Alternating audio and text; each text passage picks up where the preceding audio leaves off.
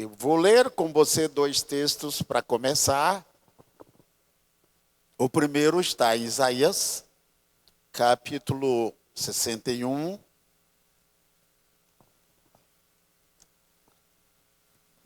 Então, vou fazer a leitura de dois textos. Isaías, capítulo 61, e o outro, Romanos, capítulo 8, verso 11. Isaías 61, o primeiro texto diz: O Espírito do Senhor Deus está sobre mim, porque o Senhor me ungiu para pregar boas novas aos mansos. A palavra manso quer dizer domesticado. Não é pessoa boba, não é? Fulano de tal é manso, né? Tal. Não. Crente é inteligente, tá? Então, manso quer dizer domesticado. É a ovelha de verdade, não é? O bode, ele dá amarradas, tá? Enviou-me a restaurar os contritos de coração, a proclamar liberdade aos cativos e abertura de prisão aos presos. Eu costumo sempre falar deste texto que você vai visitar um preso e se você levar uma latinha de tinta, não é? Dizer, olha, sua prisão está muito velha. Eu vou pintar aqui com a tinta metálica, porque você vai ficar aqui mais uns 30 anos, né? Ele só vai dizer, sai Satanás, vai embora desta vida. Eu quero tinta, eu quero é sair daqui. Eu quero ser livre. Então, quem está preso, amarrado, com correntes, cadeias, quer ser libertado. Então, Deus não nos chamou para pintar cadeias, não é? Ele nos chamou para quebrar as cadeias, livrar as pessoas das cadeias do inimigo, das trevas, não é? Então aqui diz, a apregoar o ano aceitável do Senhor e o dia da vingança do nosso Deus, a consolar todos os tristes e a ordenar acerca dos que choram em Sião, que se lhes dê uma grinalda em vez de cinzas, óleo de alegria em vez de pranto, vestidos de louvor em vez de espírito angustiado. Tudo isso que o Evangelho faz, não é? A fim de que se chamem árvores de justiça, plantação do Senhor para que ele seja glorificado. Tudo isso aqui mostra o poder do Senhor Jesus, o poder do Evangelho, a palavra que o Senhor pregava. E Romanos capítulo 8, muito especial, diz o seguinte, Romanos 8. Eu vou fazer a leitura, posso citá-lo, tá? Mas prefiro ler. Romanos 8, 11 diz, e se o Espírito daquele que dos mortos ressuscitou a Jesus habita em vós, aquele que dos mortos ressuscitou a Cristo Jesus, há de vivificar também os vossos corpos mortais, pelo seu Espírito que em vós habita. Então, ele está dizendo que o Senhor Jesus, quando esteve aqui na terra, ele dependeu por completo, porque ele se esvaziou. A Bíblia diz que ele se esvaziou. E ele foi cheio do Espírito Santo. A promessa dele foi pelo Espírito Santo. Os profetas falaram que ele viria pelo Espírito Santo. O nascimento dele foi pelo Espírito Santo. O ministério dele foi pelo Espírito Santo. E tudo na vida do Senhor Jesus foi pelo Espírito Santo. Quando ele se batizou, ele foi cheio do Espírito Santo. A Bíblia diz, o mesmo Espírito que habitou no Senhor Jesus Cristo, e que não somente habitou no Senhor Jesus, o o ressuscitou, o levantou dos mortos, esse mesmo Espírito habita na minha vida, na sua vida, na vida da igreja. Diga para a pessoa do seu lado: o Espírito de Deus habita em você, meu irmão. A Bíblia diz que somos templo do Espírito Santo. Você já pensou o que é isso? Nós não sabemos, não entendemos. Pela vida que nós vivemos, não entendemos nada disto. Não entendemos, não compreendemos isto. E por causa dessa superficialidade, nós perdemos. Igual aquele homem que viveu pobre. E a casa dele era em cima de uma mina de ouro. Depois que ele morreu, vendeu e descobriram, começaram a cavar, colocaram lá os aparelhos. Olha, aqui é uma mina de ouro. Esse homem era riquíssimo, só que viveu na miséria. Essa é a situação nossa, da igreja, eu, você. O maior poder que existe no universo é o poder do Espírito Santo, é o Espírito Santo. Mas nós não entendemos isto. Olha a nossa vida como é. Olha como é que está a administração da nossa vida. Está muito longe desta compreensão. A igreja primitiva entendeu isto. Então eu e você somos templo do Espírito Santo. O Espírito de Deus habita em nós. Isaías capítulo 61 diz: o Espírito do Senhor Jeová está sobre mim. Então o Senhor Jesus, ele veio no poder do Espírito Santo. E Romanos capítulo 8, verso 11 diz: o mesmo Espírito que levantou o Senhor Jesus, Espírito com letra maiúscula, que está falando de uma pessoa. O Espírito de Deus é chamado de uma pessoa, ele é uma pessoa. A Bíblia diz que o mesmo Espírito que levantou o Senhor Jesus dos mortos, esse mesmo Espírito habita em nós. Essa semana, uma senhora, irmã em Cristo, ela me disse: lembra de fulano de tal? Eu falei: sim, me lembro, né? Oro por ele já há muito tempo, um rapaz muito conhecido, um homem que em tudo que bota as mãos prospera, mas entrou pelo caminho do álcool. Foi internado várias vezes e já estava ficando doente porque nada fazia com que aquele homem se separou da esposa. E foi se afastando, o filho o viu por aquele caminho, entrou para o caminho das drogas. E essa senhora diz: olha, eu vou dar um suporte para ele, mas só pode dar um suporte humano, moral. E um dia ele diz o seguinte: eu vou para a igreja. Ele já tinha frequentado a igreja algumas vezes, conhecia alguns pastores, e ele foi para uma igreja. Ele chegou na igreja, num culto de libertação de verdade. E o pastor chamou, ele veio à frente, colocou a mão sobre a cabeça dele, ele ficou possuído. Porque ele disse: olha, ele caiu ali, ficou no chão. Depois ele disse: olha, eu não vi nada que vocês estavam fazendo. Quando vocês... O que aconteceu? Porque há dois tipos, não é? Tem opressão e possessão. Possessão é quando a pessoa ela é totalmente possuída. E que está recebendo a oração, ela não vê nada. A batalha acontece na vida dela, mas ela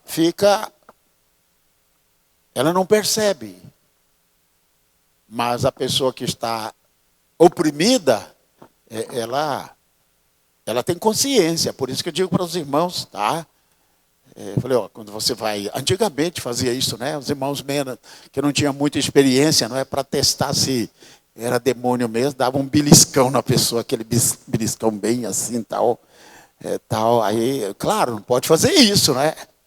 Aí a pessoa, então o demônio não está aí, tá? Então olha para fazer os testes, né, de coisa, né? Era uma coisa, estilo dinossauro, né? Pedra lascada ou polida tal. Hoje não. Ele falou, olha, veja, cuidado, porque a pessoa está sabendo aí, ela está oprimida, ela não está possuída. Ele se levantou e disse, eu não tenho mais vontade de beber. Todo aquele desejo pelo álcool que nada tinha resolvido, desapareceu. Ele agora, não, eu quero ir para o monte orar também. E pegando, olha, agora quero levar meus colegas para a igreja. Já tem não sei quantos, não sei se meses, que ele não tem mais contato com o álcool. Agora foi atrás do filho, dizendo, trazer o filho para a igreja, levar para o caminho do Senhor. E já está pegando gente, vou levar a pessoa para a igreja, essa pessoa. Aí o pessoal, não, você tem que ir mais devagar. Não, mais devagar não. Eu quero ser pastor para ganhar almas para Cristo, para pregar o evangelho. Já perdi muito tempo, vou me preparar para ganhar vidas para Cristo. Aplauda o Senhor, dê um brado de vitória. O Espírito do Senhor Jeová está sobre mim. Nada libertou esse rapaz. Ninguém pôde ajudá-lo. Uma pessoa boa. Pessoa próspera. Mas, às vezes queremos ajudar as pessoas, a gente não consegue. Mas quando nós temos o conhecimento, o entendimento que o Espírito de Deus habita sobre nós. A igreja do Senhor na terra está se afastando deste propósito. Não está acontecendo mais curas, sinais, prodígios, maravilhas, libertação, batismos como no passado. Antigamente havia batismo no Espírito Santo. As pessoas recebiam tanto poder, a unção, não queriam ir para casa. Hoje aqui, graças a Deus, na igreja, as pessoas ainda param para falar umas com as outras, mas há lugares quando o pastor faz a oração, e quando ele abre o olho, já não tem mais ninguém, nem para falar amém, já está todo mundo em casa, já tomando café, já ligando a TV e tal.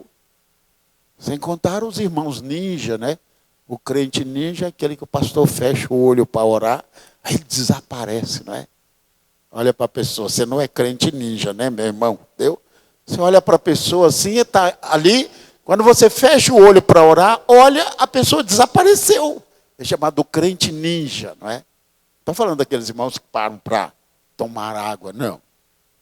Às vezes é preciso, tá? O Espírito do Senhor Deus está sobre mim. Olha o ministério do Senhor Jesus. Ele me ungiu. Por isso que o Senhor Jesus é chamado de Mashiach. Yeshua HaMashiach. Jesus, o Cristo. Mashiach que é, aquele que foi ungido. Hoje o que a igreja está querendo ver, as pessoas estão querendo ver, é libertação, é cura, é o poder de Deus. Nós estamos vivendo hoje pregações, estudos bíblicos, na internet. Se você quer pregar, você vai lá, dá um Google, e você deve ter lá 1 milhão de mensagens. É chamado de o freezer. Você puxa a mensagem, o tema, o nome, e você já tem tudo. É só imprimir, você já tem a mensagem, é só decorar e mandar para. É chamado de freezer, a comida congelada. Por isso que não existe mais cura, não existe salvação. Nada acontece mais. Mas a Bíblia fala que o ministério do Senhor foi: ungiu-me para pregar boas novas. Diga, boas novas. Essas boas novas é para os mansos. Aquele que não é manso, que não foi domesticado, não vai ouvir o evangelho.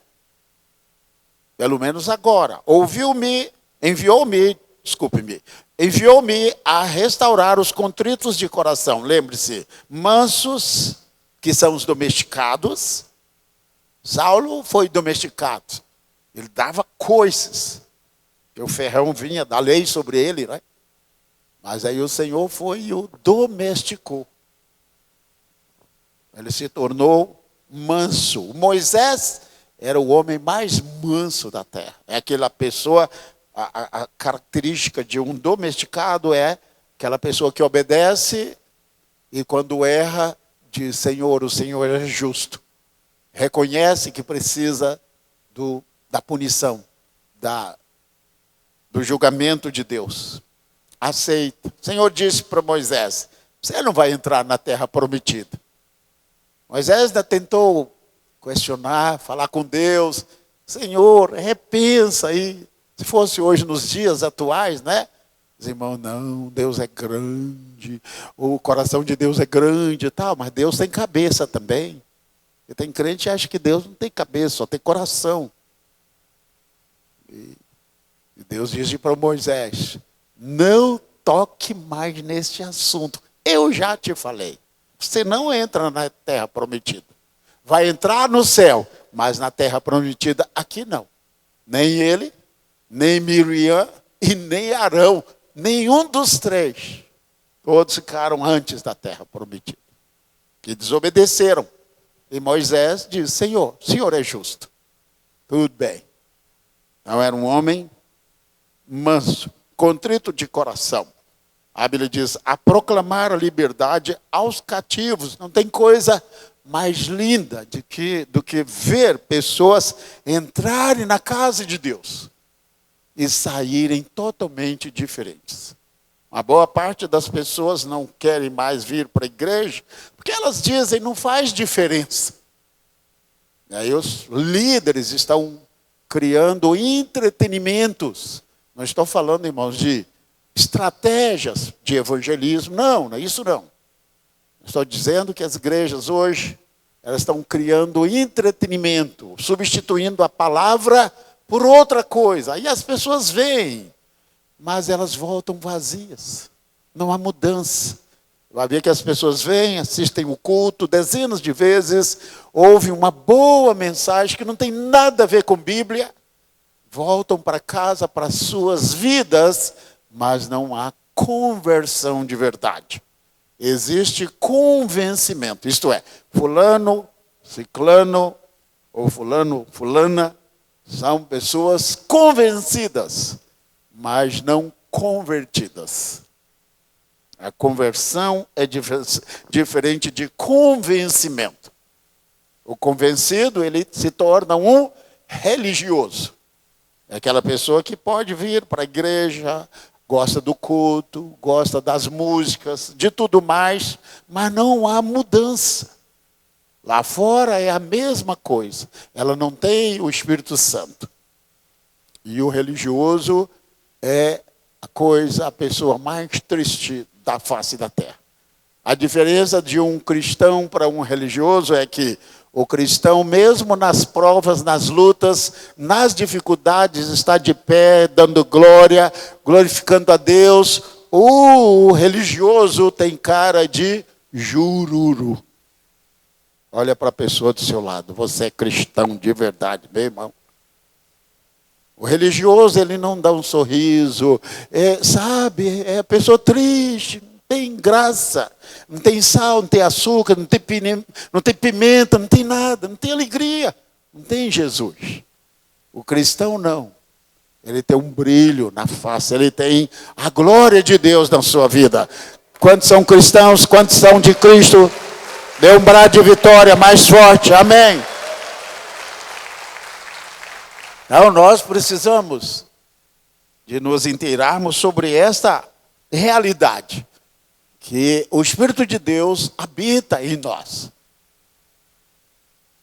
Romanos capítulo 8, verso 11. O Espírito, com letra maiúscula, o Espírito Santo, que levantou Jesus dos mortos. Imagine a vida que eu e você poderíamos ter, e deveríamos ter.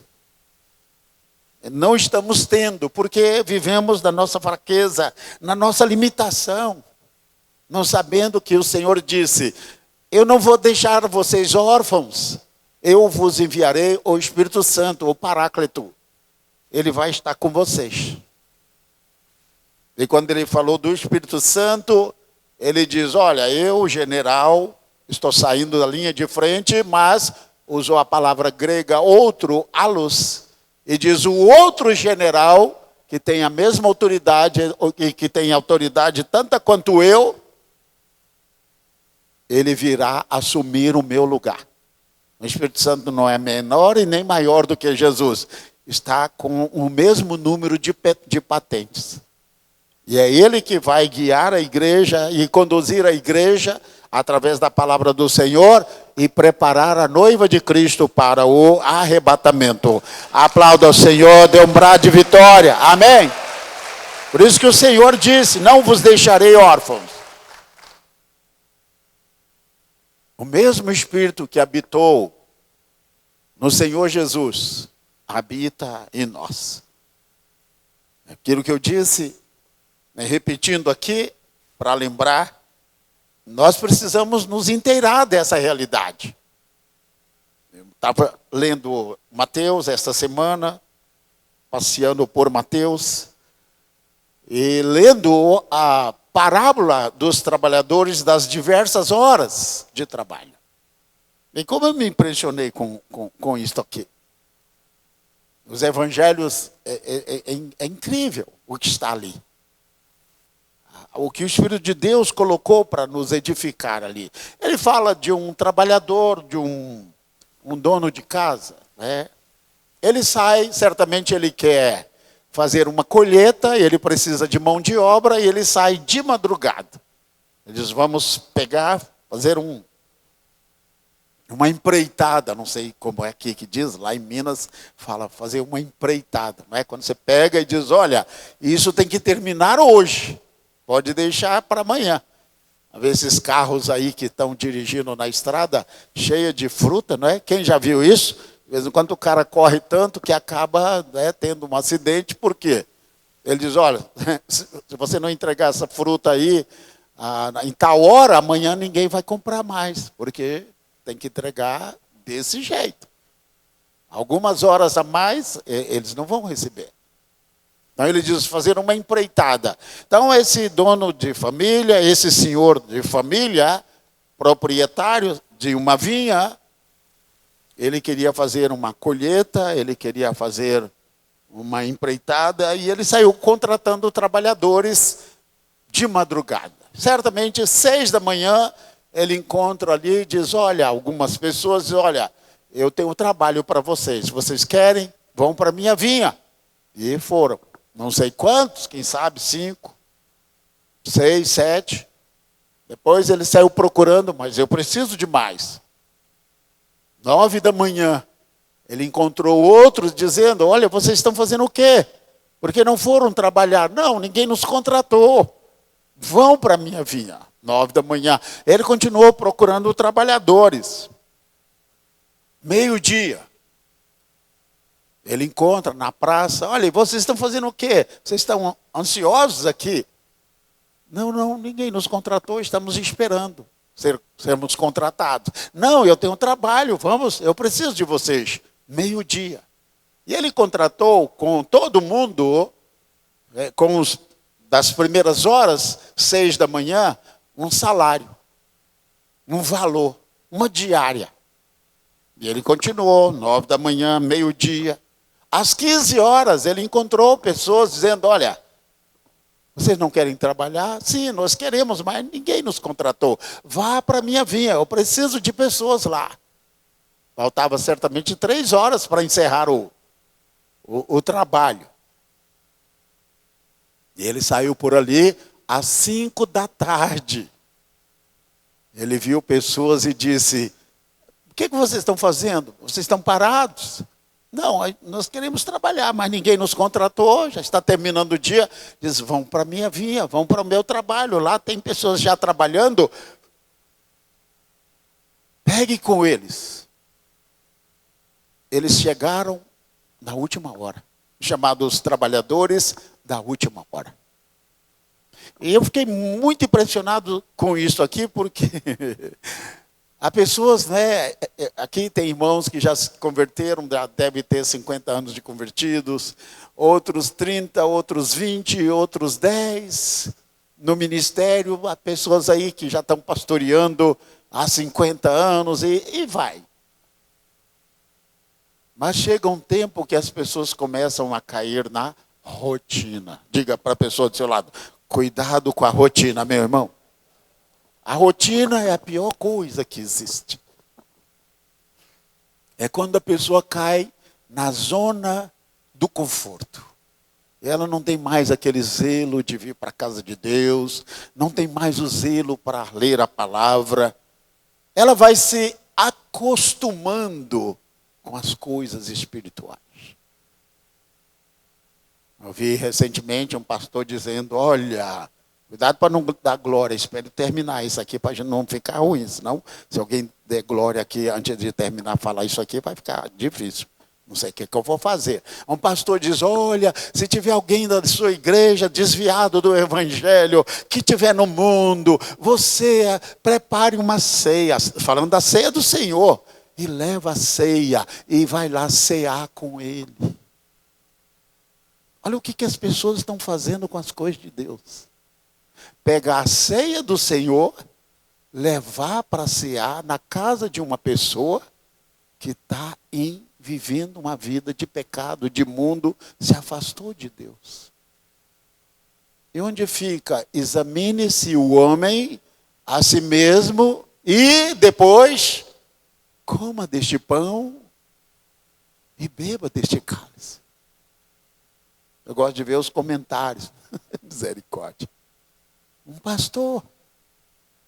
Isso é, ele já está banalizando as coisas. Há pessoas que já estão tão acostumadas com as coisas espirituais que elas já estão banalizando aquilo que é de Deus, aquilo que é sagrado. Elas já estão, para elas já se tornou comum. Para elas já se tornou coisas sem valor. Mas é isso que acontece quando nós vamos nos acostumando com as coisas espirituais.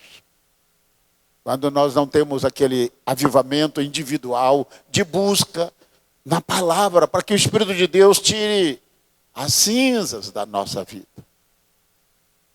E a Bíblia fala que no final, chegou 18h, concluíram toda a tarefa, o Senhor deu um dia de trabalho para os que começaram, 6h. Aí deu o mesmo valor para os que trabalharam, começaram 9h, meio-dia, às 15h, às 17h. Aí os trabalhadores das primeiras horas ficaram furiosos. Aí o dono da seara, né, da vinha, diz, olha, eu combinei com você esse valor. E você está reclamando porque aquele que trabalhou só 1 hora está recebendo o mesmo valor. Eu ouvi falar de um pregador, talvez seria bom você ler um pouquinho sobre ele, tá? Procurar um pouco mais, David Brainerd. Ele era um evangelista norte-americano. Ele nasceu em 1718, morreu em 1747. Morreu jovem. Ele se jogou tanto, ele se dedicou tanto na obra de Deus, que as pessoas até hoje que pegam a biografia deste homem, que teve uma vida curta, e diz assim, como é que alguém pode ser tão dedicado, como é que alguém pode ser tão consagrado, como é que alguém pode amar tanto a Deus como esse jovem? Morreu novo. Olha para você ver. Ele entendeu que havia nele um poder maior do que qualquer coisa que existe. Ele entendeu Romanos 8, verso 11. O Espírito que levantou o Senhor Jesus Cristo dos mortos, Ele habita em mim. Quantos creem que isso é verdade para você? Aplauda o Senhor mais uma vez. Glória a Deus. Mais forte esse brado de vitória. Mais 15 minutos e eu termino. Nós sabemos que hoje estamos vivendo dias desafiadores. Falando hoje pela manhã sobre a herança de Adão e a herança de Cristo. A Bíblia diz, nova criatura é. Mas nós herdamos de Adão e Eva, através dos nossos pais, algumas coisas. E se não forem quebradas, isso vai nos atrapalhar. Isso é, nós já saímos do Egito. Isso é, o diabo já nos soltou. Claro que ele não vai desistir. Mas depois que se sai do Egito, nós entramos no deserto, no caminho, na caminhada para Canaã celestial. Assim como o povo hebreu começou a sua caminhada para Canaã terrena. Então, esse período de caminhada, que é o nosso deserto, nós que fomos livres de, não de um faraó, mas do próprio Satanás. Então, nós vamos caminhar por um tempo, 40 anos, foi o tempo que o povo caminhou no deserto, que representa o nosso tempo aqui na terra, depois da nossa conversão. E esse período é o período que, se não tivermos cuidado, essas ciladas, essas amarras, essas pendências, elas vão servir de arapuca para que o diabo use para nos levar à queda, a tropeço. Falhas não, todos nós temos falhas, inclusive até os homens e as mulheres da Bíblia. Então, estamos falando sobre isto. Olha, ou você quebra essas coisas no seu corpo, você quebra essas coisas na sua alma, e também na área do espírito, porque nós somos corpo e alma e espírito, ou então nós vamos ter pendências. A nossa vida cristã, ela vai se tornar muito mais difícil. O diabo vai usar a arma do engano. Mas eu e você temos o Espírito Santo. Habita em nós o Espírito Santo. E o Senhor vai nos dar, através da sua palavra, a direção, a orientação. E vamos andar, não por vista, mas pela fé. Mais um aplauso para o Senhor. Se você crê, recebe. Amém. Glória a Deus. Então, o inimigo, ele está trabalhando. Esta semana, semana próxima passada, não sei se vocês ouviram, um pastor sul-africano, Joshua Mahakela, né? Acho que é isso mesmo. Então, essa semana, um pastor sul-africano, Joshua Mahakela, ele disse o seguinte: nos dias 23 e 24, Jesus vai voltar para arrebatar a sua igreja. E ele deu essa data porque de 23 a 24, você sabe que no mês de setembro começou algumas festas bíblicas. Yom Kippur, que é o dia do perdão nacional. E o outro é o dia das trombetas, que deu exatamente nesse período de 23 e 24. É um período de despertamento, são festas bíblicas. Eu vou falar sobre isso no Apocalipse, no estudo do Apocalipse, nas sextas, né? De 10 a meio-dia, todas as sextas. Então vou tocar nesse assunto, as festas bíblicas, e o que elas representam para Israel, para a igreja. E ele disse, olha, e foi para as redes sociais, o mundo todo preparado. Jesus vai voltar 23 para 24. E ele foi para as redes sociais e ficou ao vivo, dizendo, eu vou ser arrebatado ao vivo. Ele fez como muitos outros já fizeram. Interessante, não é? O que aconteceu, pastor? Muitas pessoas acreditaram nele. Teve um homem que tinha o seu trabalho, vendeu o seu carro, seu caminhão. Se afastou do trabalho. Teve uma senhora que vendeu o carro dela. Esse senhor vendeu terreno, vendeu casa. Pessoas foram ficando livres, né? Eu não entendo, né? Como é que... Para pegar dinheiro para quê? Não é se vai para ser arrebatado, vai vender para pegar dinheiro para quê? Devia fazer alguma coisa, né? Assistência social, entregar o dízimo, entregar a oferta. Mas pegou dinheiro. Falei, peraí, você vai para onde? Vai precisar disso aonde? Você vai para o céu Nem para o inferno vai precisar de dinheiro. Né? Todo mundo vendendo casa, vendendo coisa. Uma diz, olha, eu creio que você vou ser arrebatada. Mas se não acontecer, estou deixando esse vídeo aqui. Me perdoe de antemão já, não é? Pedindo perdão já por antecedência. Esperta, sabida essa. E ele está esperando o arrebatamento até hoje. O povo foi para os montes e gritou. E foi aquele que nós chamamos de emoção. Todo mundo ficou emocionado. E começou a ver anjo, eu não sei que anjos são esses, de onde esses anjos vieram, né? E se tivesse anjo ali, era para arrebatar a igreja. Nenhum fez isso. Mas o espírito do engano faz isso. Foi uma decepção tão grande, tão grande, tão grande. E o cara está lá, não sei, pastor, o que aconteceu com ele? Geralmente essas pessoas, né? Ela sempre arranja uma desculpa. Ou teve um que fez isso, levou a igreja para o monte, diz, olha, vamos preparar porque vamos ser arrebatados de branco. Todo mundo foi para o monte de vestes brancas, não sabia nem como é que estava a vida, se estava de outra cor, tal. Mas vestiram lá roupas brancas, becas, batas, tal, e para o monte, naquela hora você fica santo, não é verdade? Uma santidade que não vem, não sei de onde vem essa santidade. Porque no dia a dia não tem nada disso. Jesus não veio. Aí ele, irmãos, eu entendi errado. Jesus veio espiritualmente. Olha, que malandro, né? Olha a malandragem. Por que precisamos do poder do Espírito Santo? Porque a gente vai ver muito engano nesses últimos dias. A Bíblia diz no finalzinho do Apocalipse, capítulo 16, diz o seguinte aqui, da boca, depois das 7 taças, que é o último julgamento de Deus sobre a terra, julgamento total.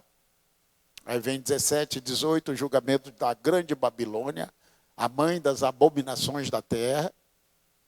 E aí vem 19, a segunda vinda do Senhor Jesus. Vem o 20, que é exatamente o milênio. E finalmente o julgamento de Satanás. E 21 e 22, novos céus e nova terra. Mas no final do capítulo 16, fala assim, e da boca do diabo, de Satanás, do dragão, e da boca do anticristo, isso é, do iníquo, e da boca do falso profeta. Então, o anticristo e o falso profeta. Então, da boca de Satanás, do anticristo, do falso profeta, o apóstolo viu espíritos malignos em forma de rãs.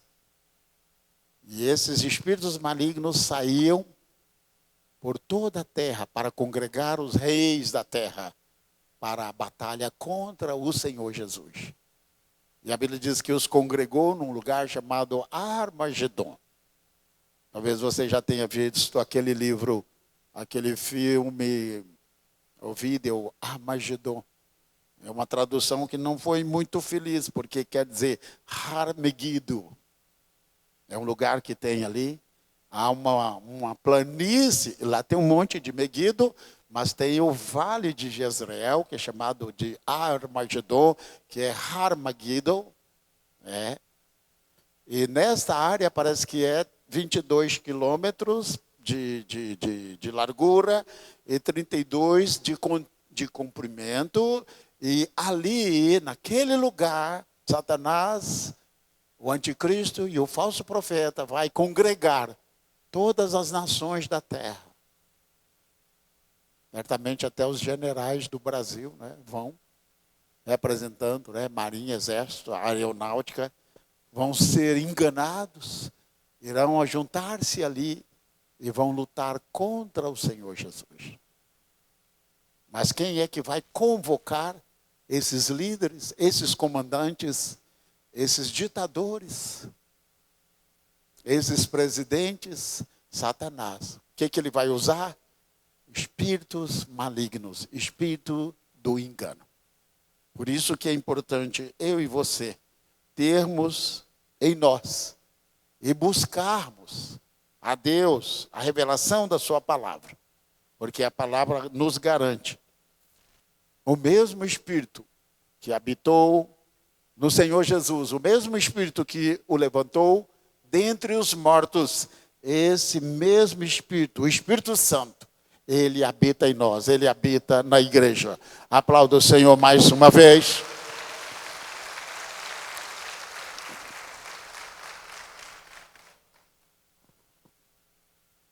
É a única saída para a igreja. É o poder do Espírito Santo. A igreja se envolveu com tanta coisa, não deu certo. A única coisa que a igreja tinha que fazer é pregar o evangelho no poder do Espírito Santo. Apocalipse fala sobre seres celestiais, e pelo que nós entendemos são querubins, anjos poderosos, anjos de Deus, porque eles aparecem em Ezequiel, capítulo 1 também, no capítulo 2, mais à frente, eles têm 4 rostos. Eu vi alguém dando uma mensagem nesse capítulo e comparando sobre a natureza divina e humana do Senhor Jesus com esses animais, esses seres celestiais. A Bíblia diz que são chamadas, traduzidas do grego, no Novo Testamento, criaturas. Seres celestiais. São os mesmos que estão em Ezequiel capítulo 1. Rosto de leão, rosto de novilho, rosto de homem e de águia. São 4 rostos. Um para cá, outro para cá e outro para cá. E alguém pegou esse texto aqui e comparou exatamente, dá certinho, com Mateus, Marcos, Lucas e João. Atos dos Apóstolos é a história da igreja. Aí vem as epístolas. Mas em Mateus ele apresenta o Senhor Jesus como o leão. Por quê? Ele fala, apresenta Jesus, a genealogia do Senhor Jesus assim. Evangelho do Senhor Jesus Cristo, filho de Abraão, e de Abraão pula para Davi. Por quê? Diz, não, ele é descendente de Abraão, mas ele é de sangue azul. Ele é de realeza. É aquele que alcança os reis. Ele alcança todos aqueles da realeza. O Billy Graham, dos homens mais tementes a Deus que pisou na terra, ele ganhou para Cristo uma mulher chamada Elizabeth, rainha da Inglaterra. Quem lembra da rainha da Inglaterra? Eles até brincavam, né? Quando fazia assim as coisas mais antigas e mostrando Adão, aí aparece a rainha da Inglaterra lá no Jardim do Éden, né? E o anjo falando, olha, quando foi criado Adão e Eva, essa mulher já estava aqui, não é? Ela viveu tanto, mais tanto, mais tanto, entendeu? Mas ela era muito querida, muito querida, muito querida. O Billy Graham foi e a evangelizou. E ela diz, eu quero Jesus como o meu Senhor. Eu sou uma rainha, mas eu tenho um rei chamado Jesus Cristo. Ela morreu com Cristo. A vida de uma rainha não é fácil, de um rei. Mas ela era cristã, convertida. Billy Graham ganhou-a para Cristo. Então, Mateus é o leão. Mostra Jesus com o perfil de leão. Realeza. O Marcos, ele mostra o Senhor Jesus como servo, o novilho, o boi. O boi é o animal que, quando ele é abatido, diz que não existe nada do boi que não se aproveita. Diz que ele é o mais servo que existe. Então, o Senhor Jesus, ele é apresentado em Marcos como o servo. Em Marcos, Jesus está servindo. Ele serve o tempo todo. Ele chega a dizer: eu não vim para ser servido, eu vim para servir. Então ele mostra servo. Ele é um servo. No Evangelho de Lucas, ele é apontado como o homem perfeito. Alguns dizem que foi escrito para de um perfil grego. Isto é, os gregos procurando, deve haver um homem perfeito. Com certeza tem. Então Lucas mostra o Senhor Jesus como o homem perfeito. O Deus com a natureza humana perfeita. João fala que os gregos vieram procurar o Senhor Jesus e os discípulos falam, os gregos querem falar com o Senhor. Certamente homens cultos, inteligentes. O Senhor Jesus, tudo bem.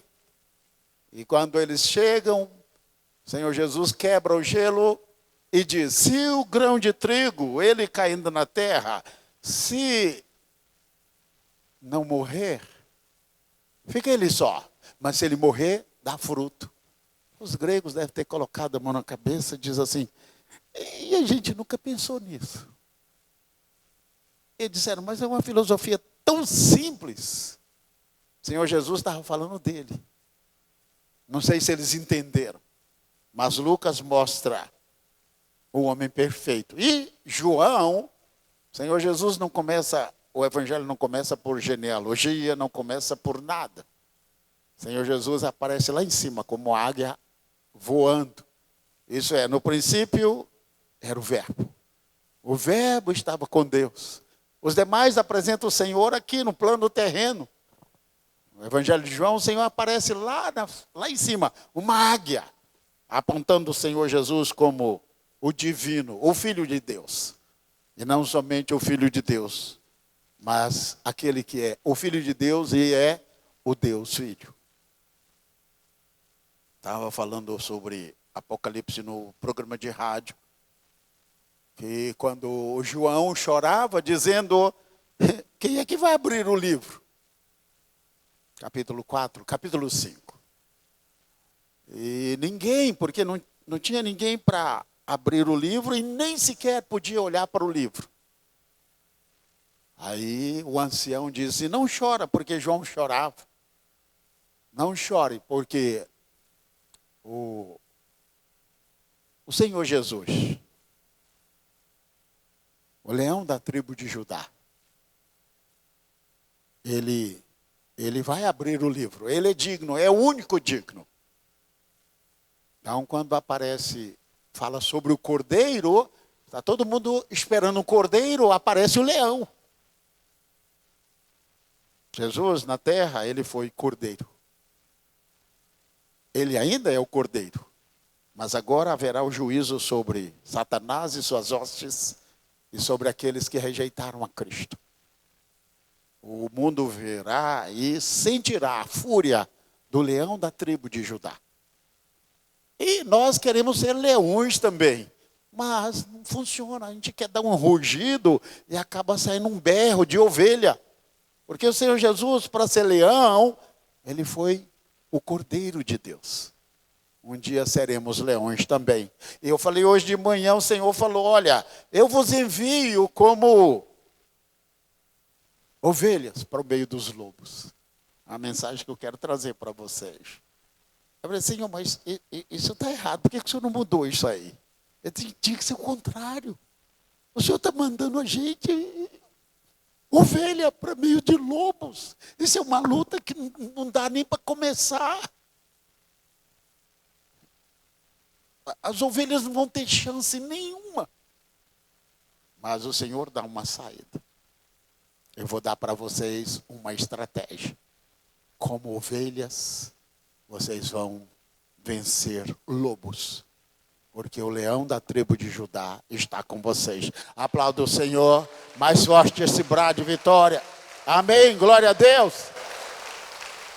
O mesmo Espírito que habitou no Senhor Jesus, ele habita em nós.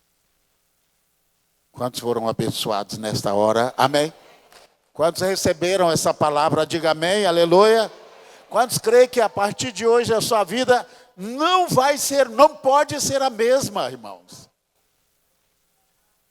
Às vezes eu falo assim, aquele irmão, aquela irmã, por que veio hoje? Porque, olha, eu joguei uma responsabilidade tão grande sobre seus ombros, que eu estou sentindo misericórdia de você. Mas como, pastor? Porque o que você ouviu hoje, se a sua vida, a partir dessa semana, for a mesma, você tem problema com Deus. Porque há mensagens que Deus nos dá, que a nossa vida não pode ser a mesma, é impossível. É impossível ouvir isso aqui e a partir da manhã viver a mesma vidinha de sempre. O Senhor disse, olha, vai habitar em vocês. Não é o anjo Gabriel, não é um querubim, não é um serafim, não é um arcanjo, não é o anjo mais poderoso que existe no céu ou no universo. Habitará em vocês o mesmo Espírito que habitou no Senhor Jesus, o mesmo Espírito que levantou o Senhor Jesus dos mortos, habitará em vocês. Vocês serão templos do Espírito Santo de Deus. Aplauda o Senhor mais uma vez com brado de vitória. Amém.